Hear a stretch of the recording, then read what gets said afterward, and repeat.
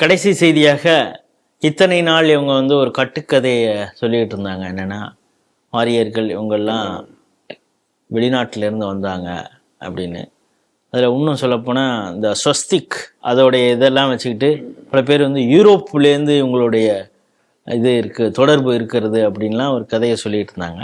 Indo European migration theory எல்லாம் சொல்லிகிட்டு இருந்தாங்க. அதை இப்பொழுது பல ஜெனட்டிக் ஆய்வாளர்கள் பல கட்டமாக ஆய்வு செய்து அதுக்கு வந்து எந்த ஒரு ரெலவன்ஸும் இல்லை ஜெனட்டிக்கல் படி. குறிப்பாக அந்த டிஎன்ஏ வந்து அவுட்சைடர் அப்படின்னு சொல்கிறதுக்கு மாதிரி இப்போ இருக்கக்கூடியவங்களோட டிஎன்ஏலாம் ஸ்டடி பண்ணிவிட்டு இங்கே இருக்கிறவங்களுக்கும் யூரோப்லேயோ இல்லை மற்ற இடங்களில் இருக்கக்கூடிய அவுட்சைடர்னு சொல்லக்கூடிய எந்த ஒரு எவிடன்ஸும் இல்லை அப்படிங்கிறது ஒரு ஆய்வறிக்கையாக சொல்லியிருக்காங்க. இதை எப்படி பார்க்குறீங்க? நம்ம தமிழகத்தை பொறுத்தவரையை தொடர்ந்து நம்ம கேட்கக்கூடிய ஒரு செய்தி என்னன்னா, கைபர் போலன் கணவாய் வழியாக ஆரியர்கள் வந்தார்கள். டக்க டக்க டக்கன்னு வந்தாங்க. திராவிடர்கள் எங்க இருந்தாங்க? சிந்து சமவெளியில இருந்தாங்க. அவங்களை அடிச்சு துரத்தினாங்க. இவங்கள இங்க வந்துட்டாங்க. ஆனா மாடு மேய்க்க தான் அவங்க அங்கிருந்து வந்தாங்க. ஆமா, மாடு மேய்க்க வந்தாங்க. எப்படி குதிரையில வந்தாங்கன்னு தெரியாது. அப்படி ஒரு கதை.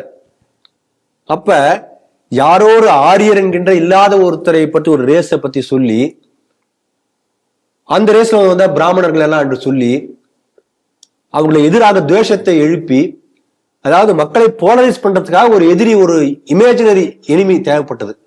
இன்னைக்கு அதை ஓடிட்டு இருக்கு. போன எலெக்ஷன்ல வந்து இந்த ஸ்டாலினுடைய அந்த டிஎம்கே பிரச்சாரத்தினுடைய வீடியோனுடைய முதல் ஆரம்பமே இந்த கைபர் போலன் ஆரிய திராவிட திரையில ஆரம்பிக்குது. இப்போ இந்த கீழடியை வச்சு அதுதானே சொல்லிட்டு இருக்காங்க. மேனிபுலேஷன்.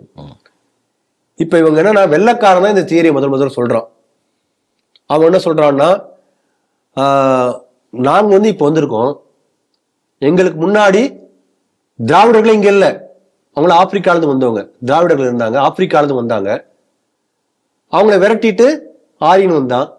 இப்ப நான் இங்க வந்திருக்கேன், அவ்வளவுதானே. எல்லாரும் இந்த நாட்டுல ஜீரோ, யாருமே கிடையாது, எல்லாம் வெளியிருந்து வந்தவங்க தான், அதனால எல்லாரும் இருக்கலாம். இப்படி ஒரு தியரியை ப்ரொபோஸ் பண்றான். இப்ப அவங்க என்ன சொல்றாங்கன்னா, அந்த ஆப்பிரிக்கன் தியரி என்னன்னா, 70,000 ஆண்டுகளுக்கு முன்பாக அந்த தியரியை சொல்ற பாருங்க. ஆப்பிரிக்கால இருந்து ஒரு அந்த ட்ரைப்ஸ் எல்லாம் கிளம்பி, நீக்ரோக்கள் எல்லாம் கிளம்பி இங்க வந்துட்டாங்க, இந்த மெயின் லேண்ட் இந்தியாவுக்கு வந்துட்டாங்க. அப்ப ஸ்டெப்பி புல்வெளி, ஸ்டெப்பி என்று சொல்கிறார்கள். இந்த இப்போ உள்ள அந்த ஈரானுக்கு வடக்கு பகுதி, ரஷ்யாவுக்கு தெற்கு பகுதியில் உள்ள அந்த பகுதியில இருந்து என்ன பண்றாங்கன்னா, மாடு மேய்க்கிறவங்க என்ன பண்றாங்க, மேய்ச்சல் எல்லாம் கம்மியாச்சு சொல்லிட்டு அங்க எல்லாம் மாடு ஓட்டி கொண்டு இங்க வந்தார்கள். இவங்களாம் துரத்திட்டாங்களா, இவங்களாம் என்ன பண்றாங்க, நீக்ரோக்கள் எல்லாம் கிளம்பி டக்க டக்கான அப்படி தண்ணியில நீச்சல் அடிச்சு அந்தமான்ல போய் குடியேறிட்டாங்க. அப்ப அந்தமான்ல ட்ரைப்ஸ் எல்லாம் பார்த்தா கிட்டத்தட்ட நீக்ரோ மாதிரி இருப்பாங்க. அவங்களாம் யாரும் ஆப்பிரிக்கால வந்தவங்க. ஆனா நீக்ரோ உயரமா இருப்பான், குட்டையா இருப்பான். அதுக்கெல்லாம் தியரி ஒன்னும் சொல்லல. இப்படிலாம் பல்வேறு தியரிகள், இதுக்கு யாரும் ஒன்றும் ப்ரூஃப் கிடையாது. இப்ப இவங்க என்ன சொல்லியிருக்காங்கன்னா, ஏற்கனவே வந்து இதை பற்றி டிஎன்ஏ ஆராய்ச்சி என்ன பண்ணிருக்காங்கன்னா, பாகிஸ்தான், இந்தியா, பங்களாதேஷ் இந்த பகுதியில் உள்ள கிட்டத்தட்ட 10,000க்கு மேற்பட்ட டிஎன்ஏ சாம்பிள்ஸ் எடுத்திருக்காங்க.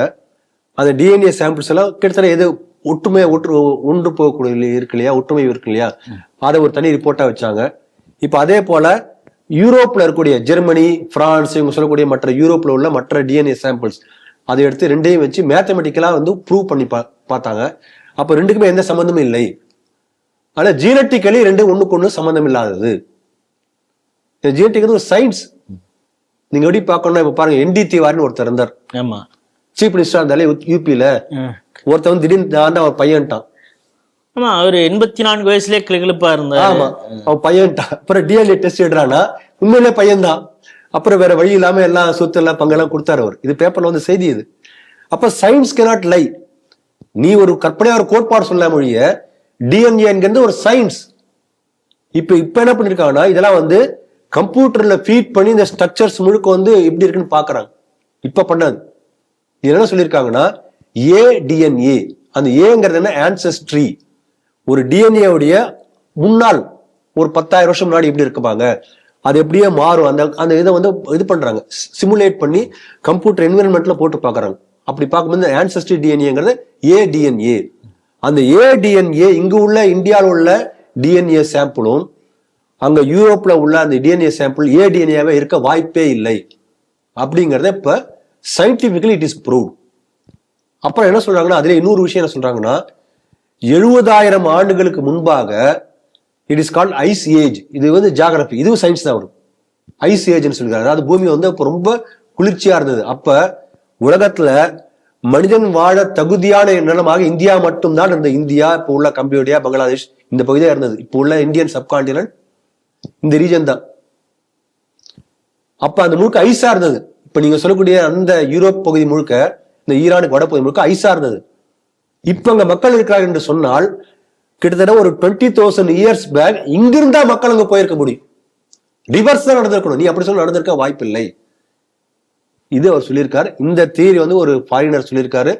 பல ஆண்டு முயற்சி ரிசர்ச்சுக்கு பிறகு அதை வந்து பனாரஸ் ஹிந்து யூனிவர்சிட்டி சார்பாக அங்க உள்ள ப்ரொஃபசர் வந்து அந்த அந்த ஆய்வறிக்கையை வந்து கட்டுரையாக எழுதியிருக்கிறார். அதான் நீங்க சொல்லியிருக்கீங்க. அதனால நம்முடைய நாட்டினுடைய இது பார்த்தீங்கன்னா வரலாறு பார்த்தீங்கன்னா நம்ம இதுலயே அப்படிதான் சொல்றோம். கல் தோன்றி மண் தோன்றா காலத்தே முன் தோன்றிய மூத்த தமிழ் சொல்றோம் இல்லையா? அப்ப எப்படி இந்த மாதிரி சொல்றாங்க பார்த்தோம்னா, அந்த முதல்ல பிரளயம் வருகிறது. பாகவத புராணத்துல இருக்கு. பாகவத புராணத்துல என்ன இருக்குன்னா, பிரளயம் வந்து உலகம் முழுக்க அழியக்கூடிய சூழ்நிலை வரும்போது அப்ப இருந்த அந்த மனு என்கிற மன்னன் அவன் என்ன பண்றான்னா, இந்த மாதிரி அவன் தான் முதல்ல இந்த நீதி சாஸ்திரம் எழுதிறான். அவனுக்கு முன்னோடி சத்யபிரதன் அவன் என்ன பண்றான்னா, கிருதமால் நதி என்கின்ற திராவிட தேசத்து ராஜா கிருதமால் நதிங்கிறது இப்ப வைகை பக்கத்துல இருக்கக்கூடிய ஒரு கிளை நதி, மதுரை பக்கத்துல. அங்கதான் வந்து என்ன பண்றான்னா ஒரு மீன், அந்த மீன் வளர்ந்து கொண்டே வருது. மச்சாவதார கதையில வரும். அந்த மீன் வயிற்றுக்குள்ளார எல்லா உலகத்துல எல்லா ஜீவராசிகளுடைய சாம்பிள்ஸ் போட்டு பொதிகை மலையை உச்சியில போய் நிற்கிறாங்க. பிரளயம் முடிஞ்ச பிறகு மீண்டும் சிருஷ்டி தொடங்கிறது. அப்ப முதல் சிருஷ்டி இங்க கிருதமால் நதிக்கரையிலிருந்து தென் தமிழகத்திலிருந்து தொடங்கிறது என்று பாகவத புராணம் சொல்கிறது. ஆகவே இதெல்லாம் ஒத்துப்போர். சங்க இலக்கியம் தான் சொல்லுது. ஆகவே சங்க இலக்கியம் சொல்லக்கூடிய கருத்தும் பாவதங்கள் சொல்லக்கூடிய கருத்தும் இந்த கல் தோன்றி மண் தோன்றா காலத்தை முன் தோன்றிய மூத்த கொடி என்று தீக்காக்காரன் தெரியாமலே வளரக்கூடிய கருத்தும் ஜீனட்டிக் சயின்ஸ் எல்லாமே ஒன்றாக முடிகிறது, ஒரே பாயிண்ட்ல முடிகிறது. ஆகவே ஆரியன் திராவிடன் என்பதே இல்லை, பாரதன் என்பது மட்டும்தான் உண்மை. இங்கிருந்து வேணா வெளியில போயிருக்கலாமே தவிர வெளியிலிருந்து யாரும் வரவில்லை என்பதை ஒரு அழுத்தம் திருத்தமாக அந்த கருத்து சொல்லியிருக்கிறார். ஆகவே விஞ்ஞானத்தை இந்த திராவிட குஞ்சுகள் ஏற்றுக்கொள்கிறார்களா? சயின்ஸ் ப்ரூவ் பண்ணியாச்சு. நீ உண்மையிலே விஞ்ஞானபூர்வமா இருக்கக்கூடிய ஆளா இருந்தா, அறிவியல் யுகத்தின்படி நடக்க வேண்டிய ஆளா இருந்தா உன்னுடைய திராவிட குப்பையை தூக்கி எறியணும். இனிமேலும் ஆரியன் என்று பேசக்கூடிய அந்த பிளவு பேச்சை நிறுத்தணும். தயாரா இருக்கீங்களா? அதுதான் இந்த செய்தி நமக்கு எழுப்பக்கூடிய கேள்வி.